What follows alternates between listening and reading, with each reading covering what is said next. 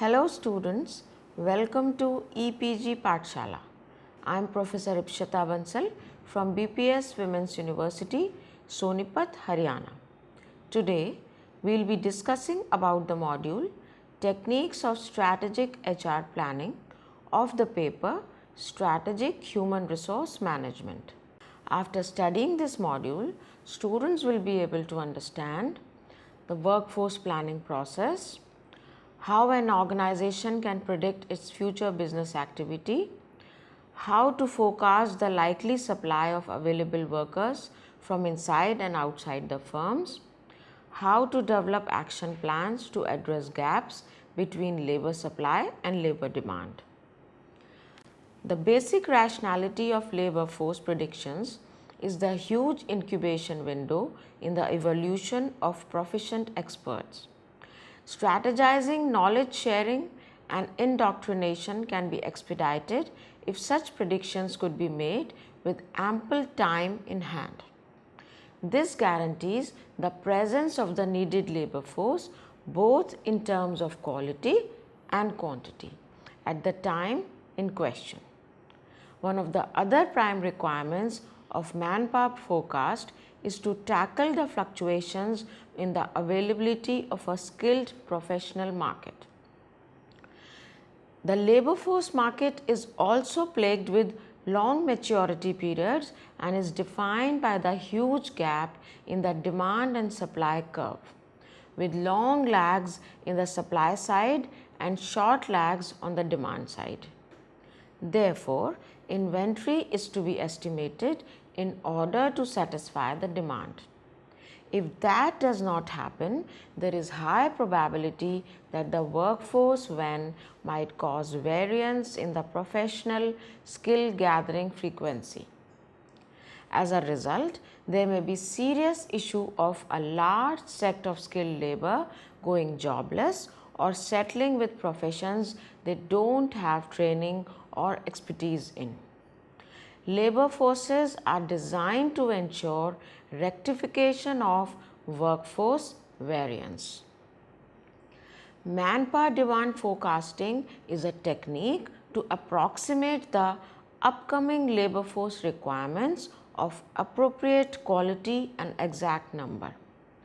Personnel planner should include both quantitative and qualitative approaches while doing manpower demand forecasting. Today, both the routes complement one another. It provides a holistic prediction by compiling the augmentations of workers and experts. As the pioneer business models are dynamic, and despite the fact, however foolproof the planning is, there is always a certain unknown angle to the deal. Hence, predicting an exact result is meaningless and almost impossible. The need of the hour is to carefully analyze the trends in variations in other firms and accordingly develop a plan to tackle the current climate. Workforce forecast is cardinal also because the elasticity of substitution among numerous skills tend to be near at zero in short term. Therefore, manufacturing of commodities and utilities requires different types of expert manpower in accurate ratio. In such situations, even a small shortage of labor in any type of skilled expertise would adversely affect the manufacturing of commodities and utilities within the economic scope of the country. Workforce predictions will aid in avoiding similar types of scenario by analyzing the upcoming possible shortages and thus take the necessary measures. Let's now discuss types of forecasts. First is brief span or short term forecast. Brief span forecasts are those predictions which are credible under the duration of 24 months. They are very crucial at the grassroots, microscopic level, that is company level or departmental level. Second is moderate span or medium term forecasts. The horizon of planning for moderate span forecasts generally range between 24 to 60 months. The establishments involved in consulting the government and weaving a safety net to cope with the fluctuations of the global capital flow and overall political scenario find this forecast essential. Third is continual or perennial, that is long term forecasts. Predictions for the duration of more than 60 months are named as continual or perennial forecasts. These are beneficial in skill acquisition strategy, planning for requirements of highly skilled professional categories of manpower are forecasted on long term basis. The continual predictions prove very crucial in setting of the framework of professional strategies of a firm, keeping in sync the changes in deficient manufacturing, shift in technology and main organizational undertakings. Let's now discuss about manpower forecasting techniques. Forecasting is not an exact science and it is always rare to forecast exactly right.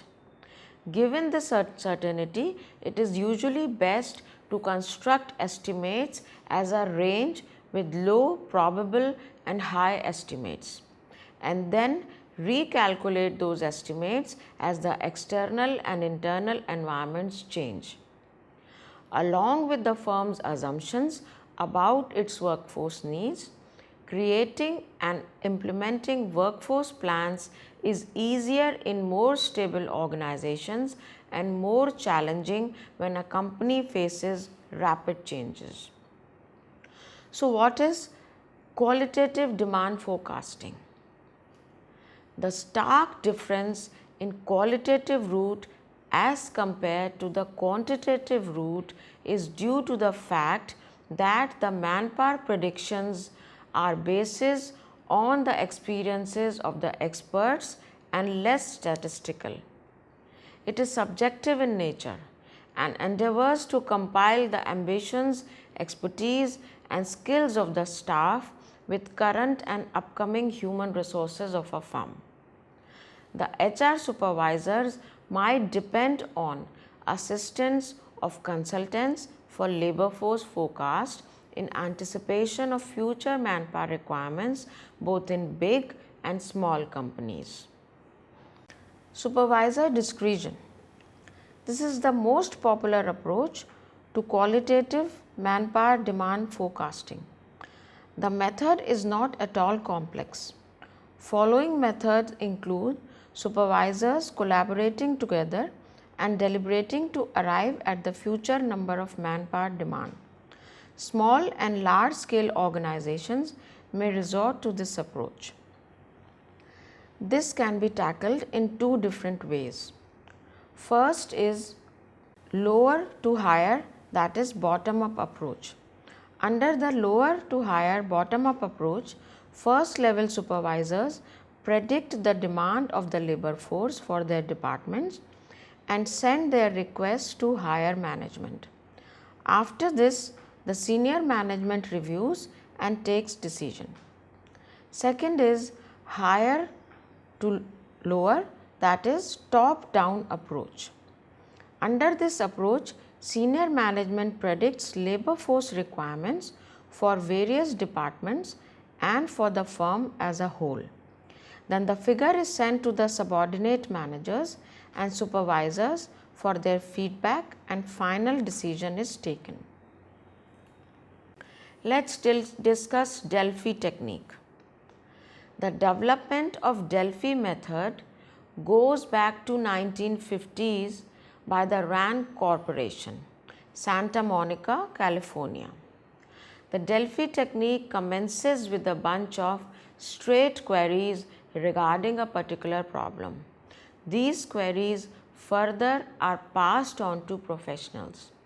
The answers of the experts to these queries are made precise and consolidated. Based on this, another batch of queries is formulated and passed around to the same group of professionals, putting emphasis on the absence of any clash on the area of acceptance and non-acceptance. Delphi technique is detailed in approach. Owing to this very fact, the believers of the quantitative theory question this route. The aim of Delphi technique is to forecast upcoming circumstances by consolidating the individual expert opinions of professionals. It ensures no face-to-face interactions with professionals. This is because certain people get colored by external influences, resulting in compromise of relevant ideas. Delphi technique is facilitated by an intermediary who provides the professionals with a logical sequence of queries regarding the predictions topped with formal follow-up to each professional. With each round of written query, every professional who is forecasting also lays down the presumptions around an issue. They are also provided with the similar kind of knowledge base compiled by each of the different professionals whose profiles aren't matched with the given raw information. Nobody is demeaned as it is strictly a confidential survey. The Delphi method is effective in improving and clarifying the collective judgment of experts. Any professional on the globe can participate in the Delphi method. The diagram shown here details about the process of the Delphi technique. It starts with leader identifying judgment issues and developing a questionnaire. Next is prospective participants are identified and asked to cooperate. Then leader sends a questionnaire to willing participants who record their judgments and recommendations and return the questionnaire. After that, leader compiles summaries and reproduces participants' responses.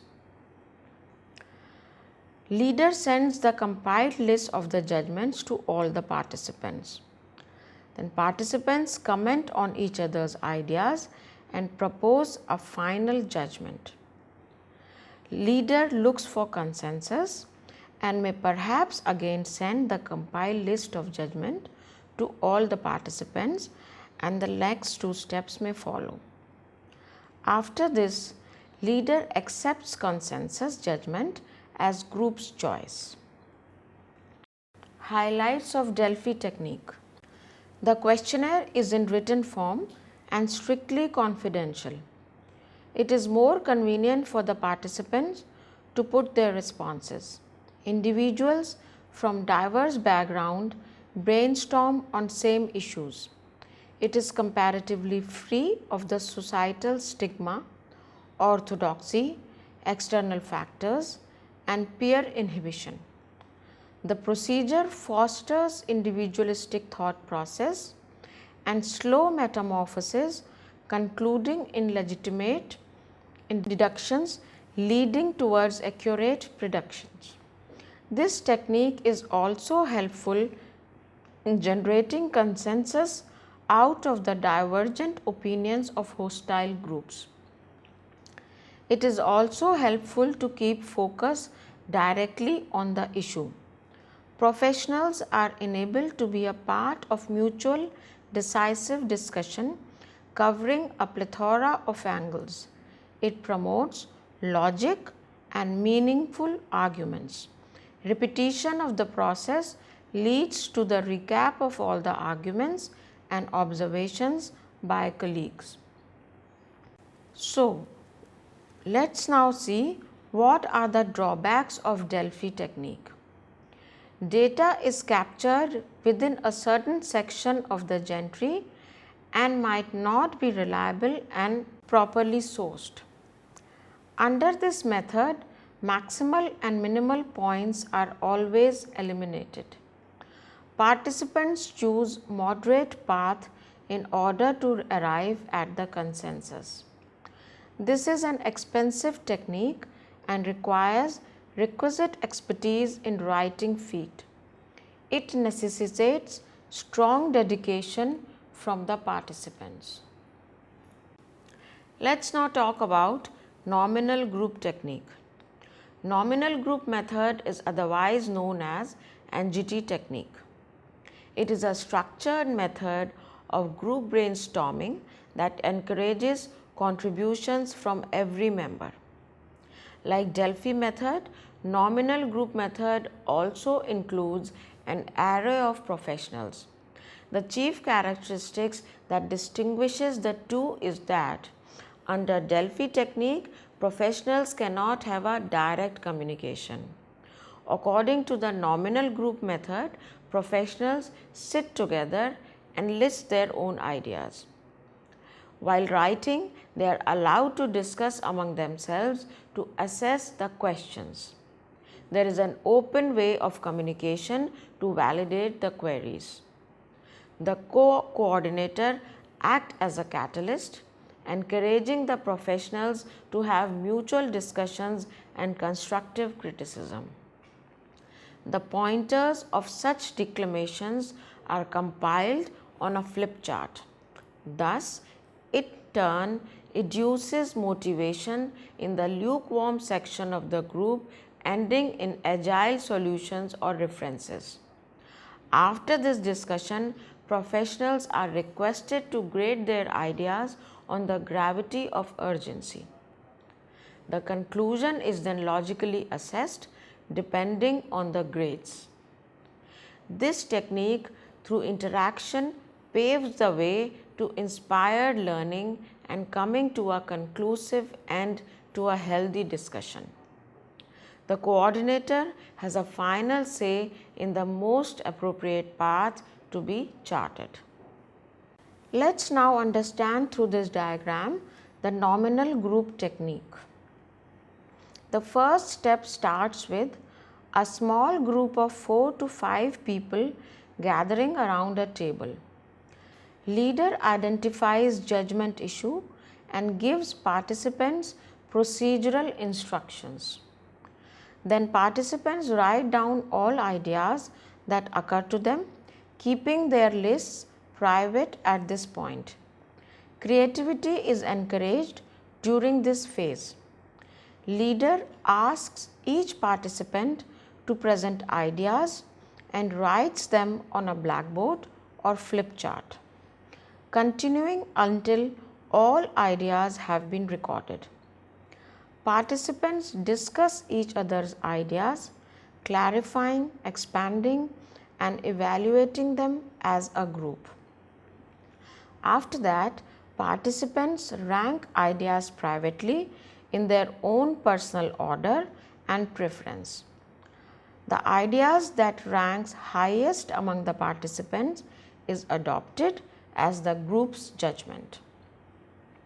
As there are advantages and disadvantages associated with any technique, nominal group method is no exception.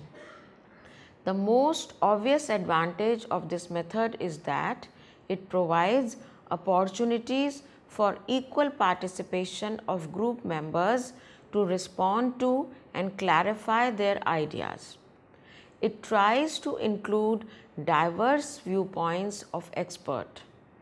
This method generates lots of ideas, but the major drawback of this method is that many times it does not converge to conclusion.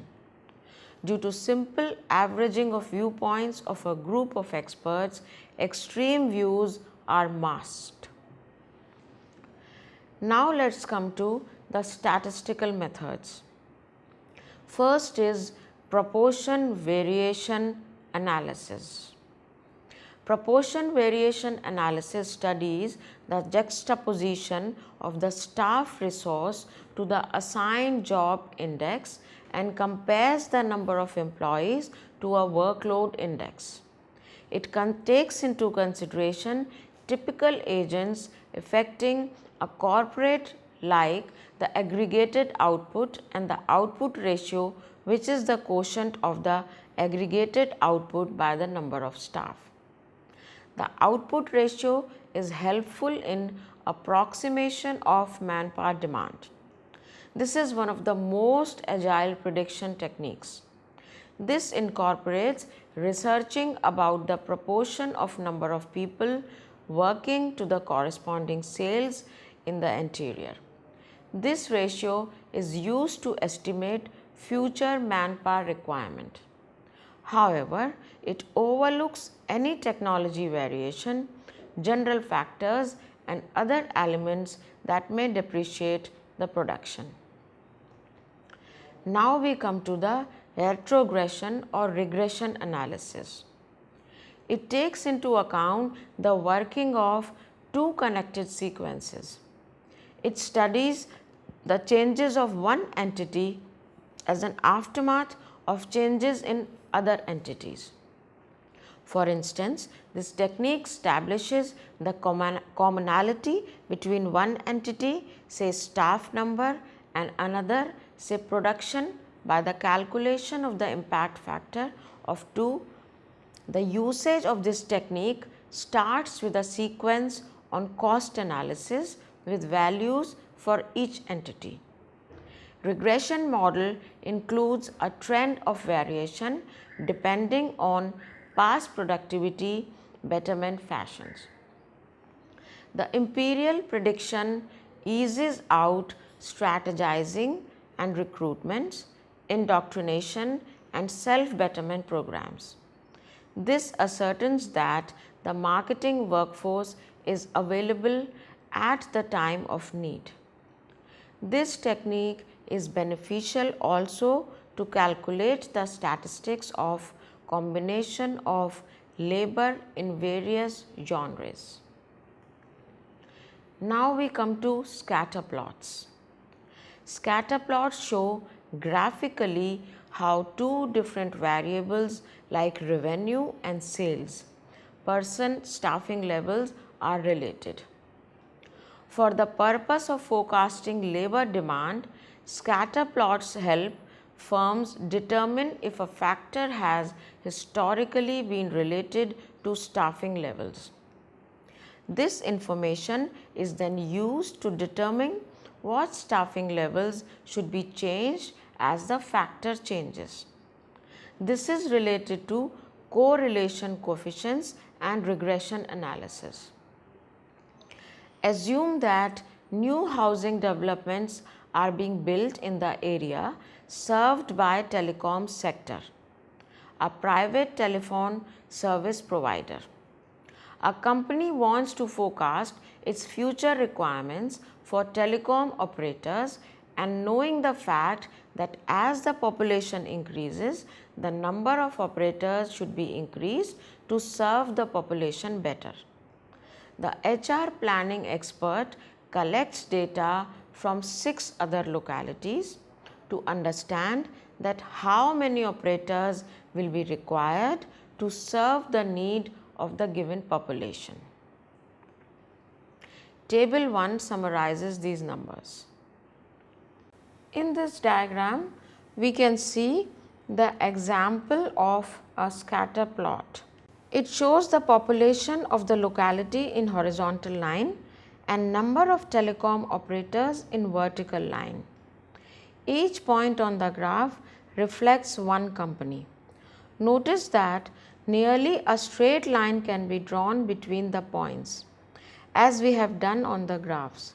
This leads us to conclude that there is a direct, if not perfect, relationship between the two factors. That is, the number of people that can be served is directly related to the number of operators. Therefore, the line can be used to predict the different staffing levels needed to serve the different population levels. Factors to be considered while forecasting an organization's workforce need. The first factor is current and past trends. The previous business performance is an excellent predictor of future trends. particularly if the business has been around for several years. Examine the budget and profit from previous years and then determine if that will meet or exceed these numbers this year. If so, organization may need to hire new staff members. Evaluate past data to determine how many employees will need to complete each duty. Second factor is industry trends. If the business is new or top management believes that current data is not sufficient, consider looking at industry trends instead. If industry is expanding rapidly, they will need to hire new employees to keep up with potential growth and to ensure that they can compete with other businesses. Industry trends cannot tell everything. The next factor is business goals. The business goals should be a major determining factor in forecasting manpower. If organization plans to downsize, they may not need to hire anyone. But if they are opening a new office, adding another area of specialization, or planning to increase their productivity, they are likely to need new employees. Carefully evaluate the specific goals and then consider the minimum and maximum number of employees that would be required to fill each role and ensure that business meets its goals. The fourth factor is profitability and budget considerations. If an organization is struggling with lean economic times or trying to save money to expand its business, they may need to balance the need to hire competent employees with the goal of saving money. The distribution of labor among the current workforce can help an organization to determine the least number of employees they need if the primary goal is to avoid excessive hiring. Consider whether current employees can take on new assignments and whether they would still need to hire someone if they spread duties across several employees and departments. Let's now summarize what we have understood in this module. The process of predicting sensitizes supervisors to any variation and restricts them in spending extravagantly into labor force investment and aids in focusing more on accomplishing the firm's mission. Forecasting the number, types, and quality of employees needed to execute the business strategy is critical for effective staffing. Both qualitative as well as quantitative methods are available for forecasting workforce requirements. Setting talent goals and objectives that are consistent with the firm's staffing strategy and talent philosophy are important goals of the planning process. The assessment of the organization's external labor environment and a company's own talent strengths and shortcomings can influence its competitive advantage and the business strategies which it is likely to pursue successfully. Hence, accurate forecasting of workforce needs is imperative for smooth functioning and growth of the firm.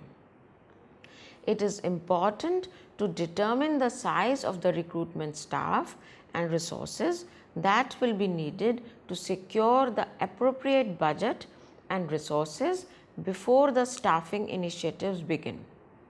Although this is particularly critical before an expansion effort or the hiring of a single individual to ensure that hiring goals can be met and the HR manager can ably understand what to expect from the staffing process. Thank you.